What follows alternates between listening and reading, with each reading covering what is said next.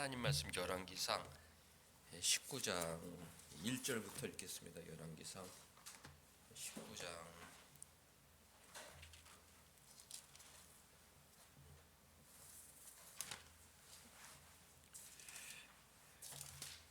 19장 1절부터 18절까지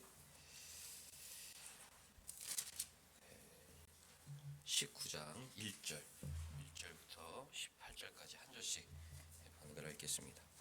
아합이 엘리야가 행한 모든 일과 그가 어떻게 모든 선지자를 칼로 죽였는지를 이세벨에게 말하니 이세벨이 사중을 엘리야에게 보내어 이르되 내가 내 이번 때에는 반드시 내 생명을 저 사람들 중 한 사람의 생명과 같게 하리라.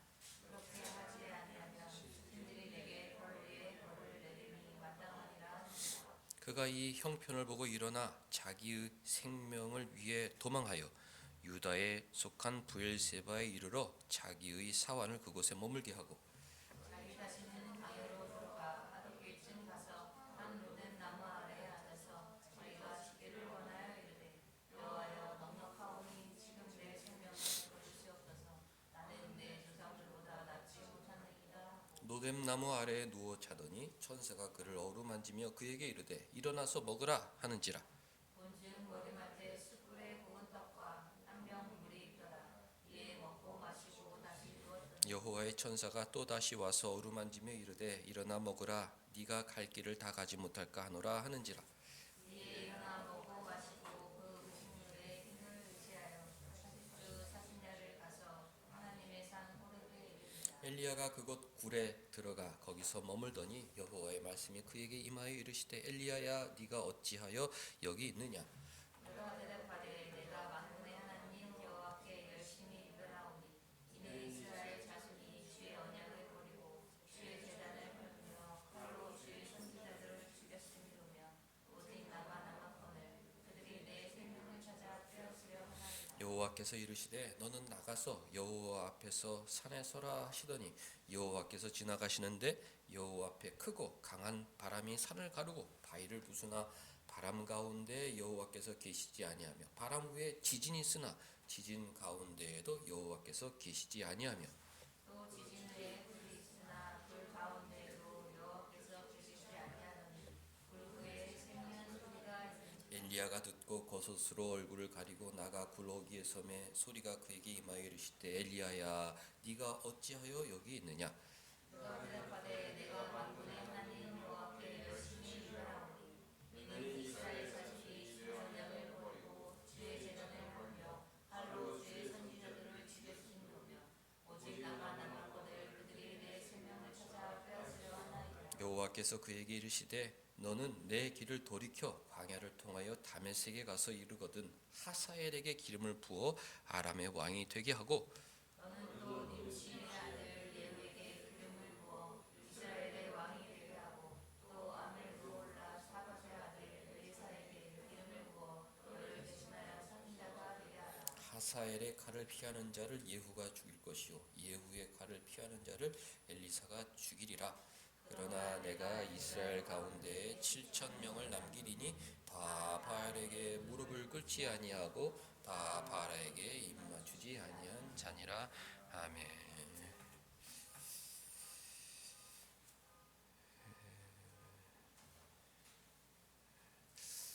하나님의 선지자 엘리야가 이세벨의 협박을 받아 도망하였을 때 하나님께서 위로해 주시고 새로운 사명을 주시는 성경의 명장면입니다. 이 장면 속에서 5가지 신앙의 주제들을 뽑아 보았는데요. 하나씩 함께 은혜를 나누고 싶습니다. 첫째, 신자도 겁 많고 연약한 인간이다. 말씀을 읽으면서 엘리야도 겁 많고 연약한 인간이었구나. 우리도 다름없이 똑같이 위기의 상황에 겁신하고 또 연약하여 실수하는 그런 인간이구나. 그런 것을 알게 되죠.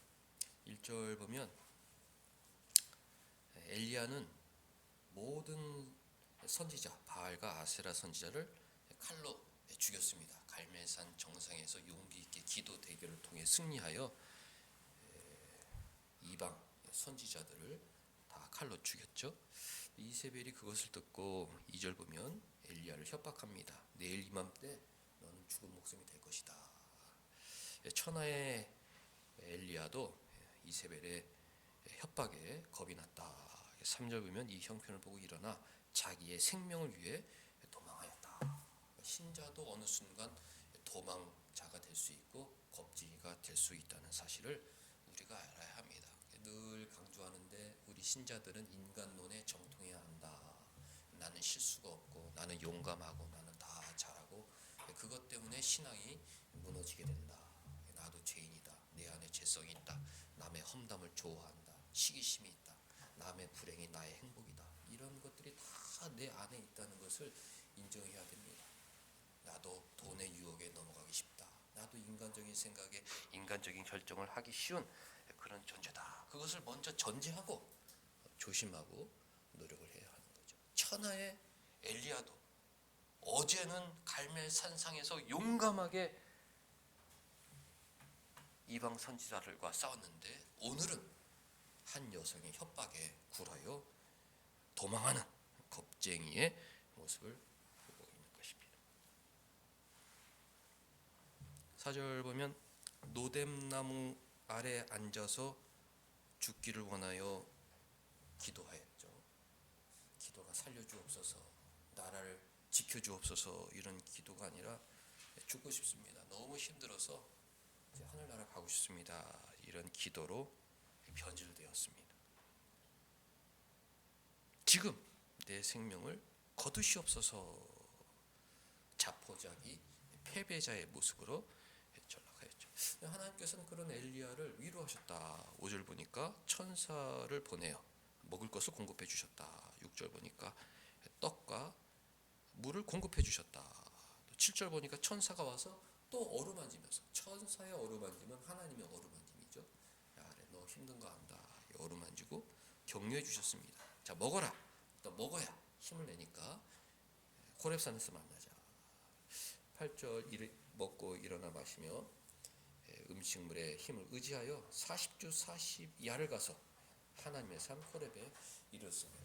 호렙산은 모세가 하나님을 대면하여 십계명을 받은 곳이죠. 떨기나무 불 속에서 하나님의 음성을 듣고 바로 그곳에서 십계명을 받았는데 하나님께서는 그 영광의 자리에 엘리야를 또 보내주셨습니다. 그 옛날 모세가 섰던 그 호렙산 동굴 앞에 엘리야를 부르셔서 새로운 사명을 맡겨주십니다. 엘리야가 그곳 굴에 들어갔다. 떨기나무가 있던 그 굴에 들어갔다. 거기서 머물더니 여호와의 말씀이 그에게 임하여 이르시되 엘리야야, 네가 어찌하여 여기 있느냐? 네가 어찌하여 여기 있느냐? 너는 용감한 자 아니냐? 너는 선지자 아니냐? 하나님의 종 아니냐? 담대히 일해야 되는 것 아니냐? 그런데 왜 겁에 질려 도망자의 신세로 여기까지 오게 되었느냐? 그렇게 깨닫음의 말씀을 주었죠. 먼저 우리는 이 하나님의 말씀에 귀를 기울여야 됩니다. 영민아, 네가 어찌하여 여기 있느냐? 너는 정말 용감한 자고 하나님의 아들이고 내가 너와 함께 있고 너에게 지혜와 능력을 주었는데 너는 어떻게 여기에 도망자의 모습으로, 겁쟁이의 모습으로, 패배자의 모습으로 있느냐? 늘 우리를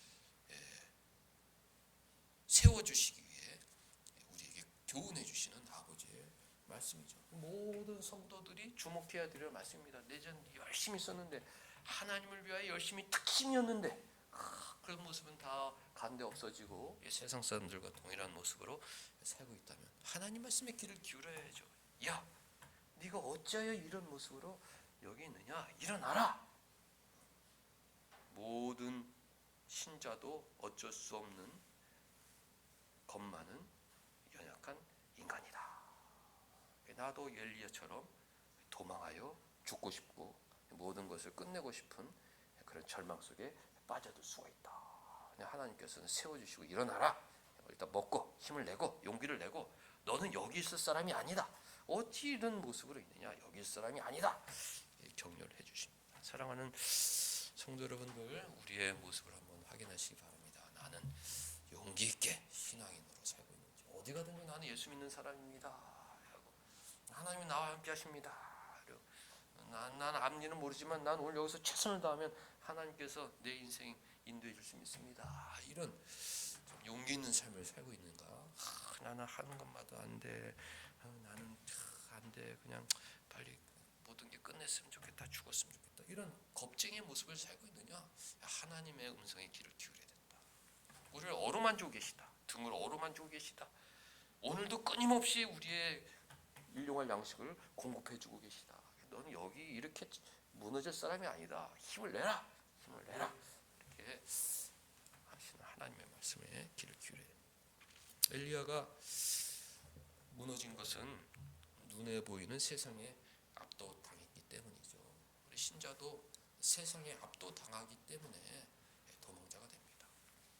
여왕이 넌 내일 죽은 목숨이다.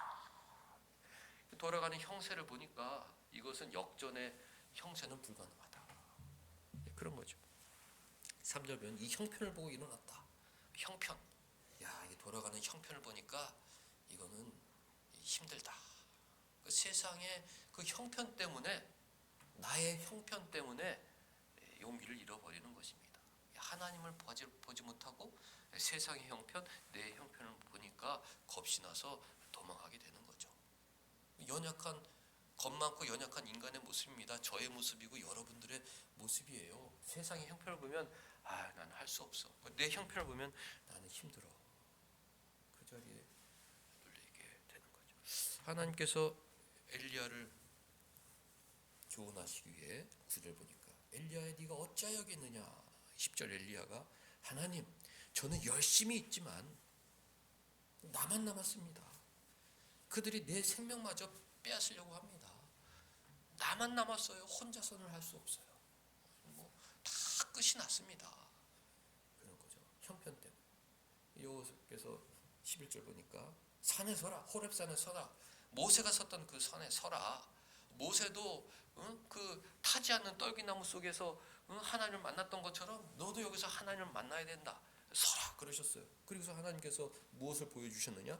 크고 강한 바람을 보여주셨어요. 막 확 하니까 막 산이 진동하고 나무가 그랬죠. 바위를 부수고 그랬습니다. 그 다음 뭘 보여줬습니까? 11절 맞으면 바람 후에 지진. 막 지진이 나고 막 모든 게 떨리고 얼마나 그러겠어요. 요즘에 일본, 미국에 강도 5.5, 7.5 지진이 난다고 그러는데 대만도 보니까 영상 보니까 흔들리고 다 무너져요. 사람들이 겁이 나서 막 도망가는데 지진이 산 위에서 올라오면 얼마나 무섭겠어요. 그랬는데도 여호와께서 계시지 않았다. 바람이 산을 가르고 바람이 얼마나 셌는지 바위가 막 부서지는데도 그곳에 하나님이 나타나지 않았다. 지진이 일어났는데도 하나님이 나타나지 않으셨다.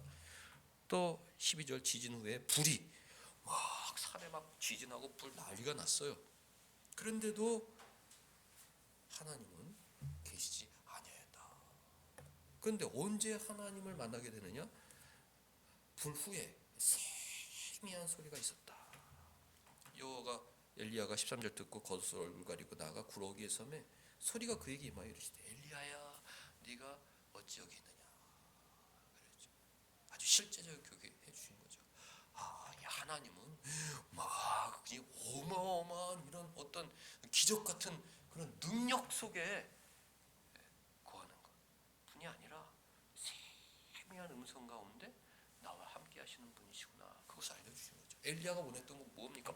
바람이 불어가지고 그 이세벨을 막 날려버리고 막 지진이 일어나가지고 불을 부숴버리고 막 불이 떨어져가지고 그 녀석들을 막 불태우는 이런 것을 기대했는데 그런 게 아니다. 그런 게 아니다. 세미한 음성 가운데 엘리야를 해주셨습니다. 우리는 세상에 압도될 필요가 없죠. 마음 같아서는 제자들처럼 예수님이 12영이 되는 천사를 지금 보내서 저 로마 군병들을 죽일 수 있는 능력이 내게 없는 줄 아느냐 그런 것처럼 우리는 막 하늘에서 천사들이 내려와 이 불의한 세상을 막 뒤엎어 주기를 그런 마음이 있어요. 저도 그렇습니다. 진짜 이런 거 하나님 한번 탁 뒤엎어 주면 좋겠는데 우리 진리는 자꾸 공격 교육당하는 것 같고 교회는 세상으로부터 정말 혐오 대상이 되어 힘을 잃어가는 것 같고 마음이 너무 안타깝죠. 그럴 때 우리는 무엇을 주목해야 되느냐? 은밀한 하나님의 섭리. 그리고 말씀 가운데, 설교 말씀 가운데 내가 말씀을 읽을 때 들려주시는 그 세미한 음성, 나를 살려주고 교회에 생명을 주는 그 세미한 음성, 거기에 주목을 해야 하는 거죠. 보이지 않는 하나님께서 은밀한 섭리로 세상을 이끄시는 하나님께서 세미한 음성 가운데 우리에게 용기의 말씀, 생명의 말씀을 전해주시고 계시기 때문에 우리는 그 세미한 음성을 귀 기울여야 됩니다. 말씀을 귀 기울여서 그 말씀이 내 안에 들어오기만 하면 나는 새 사람으로 일어설 수 있다. 용기 있는 사람으로 일어설 수 있다. 형편은 바뀌지 않아도, 세상의 형편은 바뀌지 않아도, 내 형편은 바뀌지 않아도 그 세미한 음성을 들을 수만 있다면 나는 변화되고 용기 있어 세상의 정복자가 될 수 있는 것입니다. 하나님의 교육 방법은 참 놀라워요. 엘리야가 막 바람이 불어가 바게를 부숴줬을 때 하나님 바로 그거예요. 바람을 불러가지고 저놈들을 그냥 때려 부숴주세요 막 이랬는데 그 자리에 하나님 안 계신 겁니다. 막 지진이 일어나가지고 모든 것이 흔들리고 무너지니까 엘리야가 박수치면 하나님 제가 원했던 게 그거예요. 지진으로 다 무너뜨려 주세요. 그랬는데 그곳에 하나님 계시지 않은 것이죠. 근데 막 불이 막 쏟아졌어요. 이겁니다. 불심판. 이거예요. 바로 다 태워주세요. 그랬지만 하나님께서는 그곳에 계시지 않고 오히려 세미한 음성으로 엘리야야 네가 왜 여기 있느냐. 나는 바람이나 지진이나 불로 세상을 심판하려고 그러는 게 아니라 너를 통해서 너와 같은 믿음의 사람을 통해서 하나님의 일을 하고 세상에 심판하고자 하는데 네가 왜 패배자의 모습으로 여기 있느냐. 그것을 알려주신 것입니다. 신자도 겁먹고 연약한 인간이다. 눈에 보이는 세상에 압도당하기 때문에 문제다. 세 번째 신앙의 주제는 하나님께는 다 계획이 있다. 정말 좋은 주제예요. 하나님께는 다 계획이 있다. 엘리야는 끝났다 그랬습니다. 죽는 수밖에 없습니다. 혼자 남았습니다. 모든 게 다 끝났어요.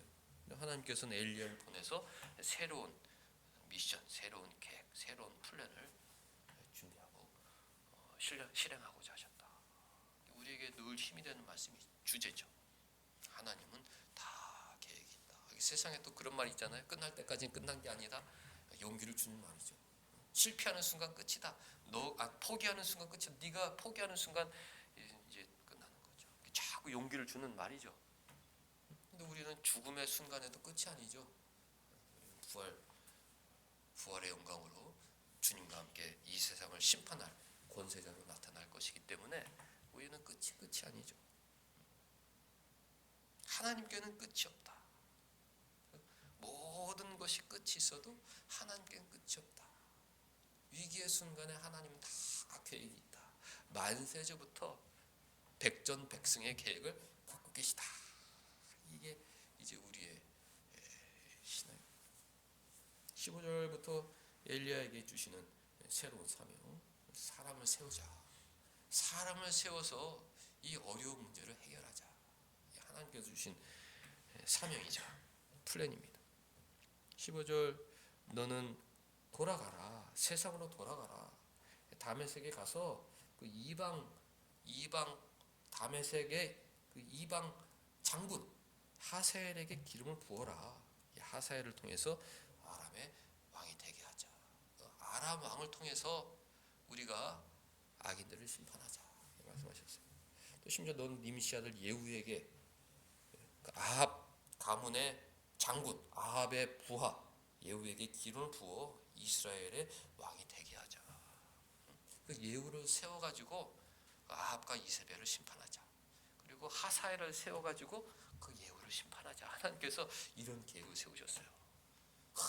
저는 이세벨을 대항할 수 없어요. 야, 다 계획이 있다. 너는 힘이 없지만 우리가 저 예후를 세워가지고 아합을 공격하게 만들고 또 그 예후도 나쁜 놈이니까 저 이방 나라에 있던 그 하사엘을 불러다가 예후를 심판하는 그런 계획을 알려주셨습니다.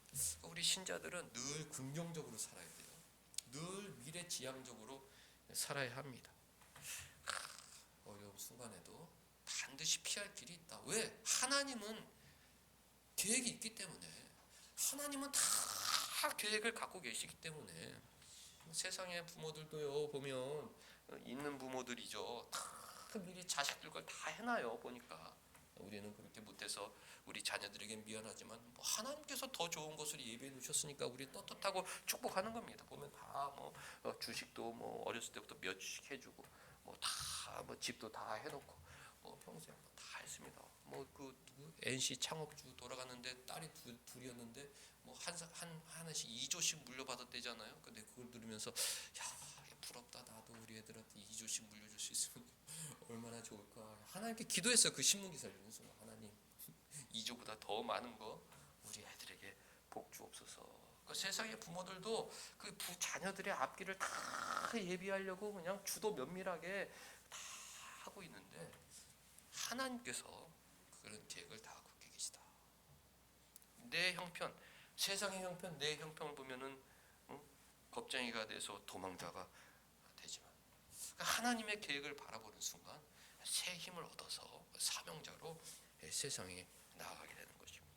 신자는 긍정적으로 살아야 되고 미래지향적으로 살아야 된다. 나를 보면 그런 마음이 안 들어요. 보이지 않는 하나님, 그러나 은밀한 섭리로 인도하시는 하나님, 신자와 교회를 위해 모든 계획을 갖고 계신 하나님을 바라보면 새 힘으로 세상에 나아가게 되는 것입니다. 네 번째 주제, 하나님은 악인을 심판하신다. 나이가 좀 들어갈수록 그렇구나. 그래요.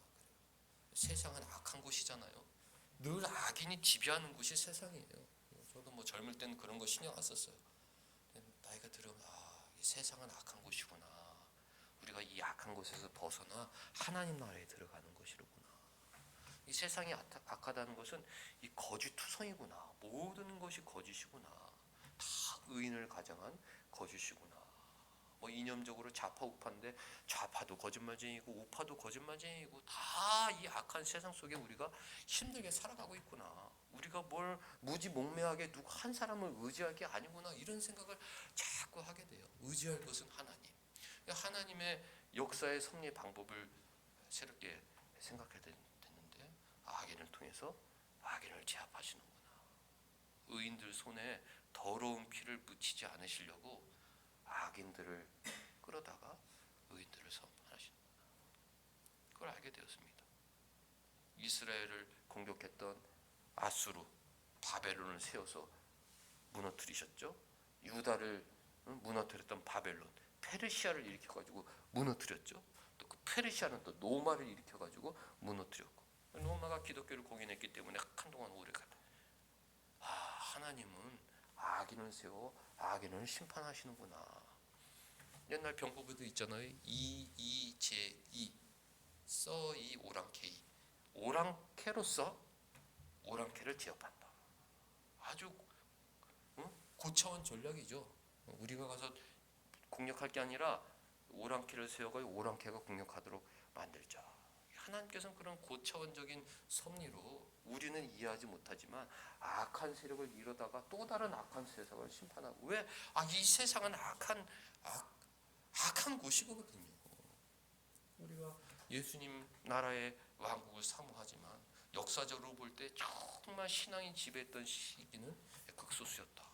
북왕조 이스라엘은 모든 왕이 다 악한 왕이었고, 남왕조 왕에도 악한 선한 왕은 6명밖에 불과했다. 다 악한 왕들이 하나님께서 다윗을 통해 세우신 그 영광스러운 다윗 왕국도 선한 왕은 극소수였다. 그런 걸 생각할 때 하나님의 섭리는 놀랍다. 하나님께서 하사엘에게 기름을 부으라고 그러셨어요. 하나님은 이방 나라 왕도 세우시는 진짜 만왕의 주권자시구나. 그런 거 알게 되죠. 세상 사람들은 여호와 그러면, 야 니네는 저 신은 니네 유대 땅만 관리하는 신이잖아. 우리나라는 바알이 관리한다 이렇게 생각을 했는데 성경을 보니까 하나님께서 유다 나라 왕만 임명하시는 게 아니라 저 다메섹에 있는 하사엘 왕도 임명하신다. 선지자를 파견해서 하사엘에게 기름 붓고 네가 여호와께서 왕이 될 것이라고 알려주라고 그러셨습니다. 악한 사람도 하나님 세우시는 거예요. 왜 악한 사람을 세우실까? 그 악한 사람을 통해서 또 다른 악한 사람을 심판하도록 그렇게 역사하시는구나. 근데 오늘 아합, 예후, 하사엘로 이어지는 하나님의 섭리인 것이죠. 우리가 악인이 세워지고 악인이 득세하면 막 슬프죠. 막 억울하고 분노가 치밉니다. 하나님 어떻게 이런 일이 일어날 수 있습니까? 그때 우리는 무슨 생각을 해야 됩니까? 하나님의 계획을 생각해야죠. 하나님은 다 준비되어 있다. 철저하게 계획해 놓으셨다.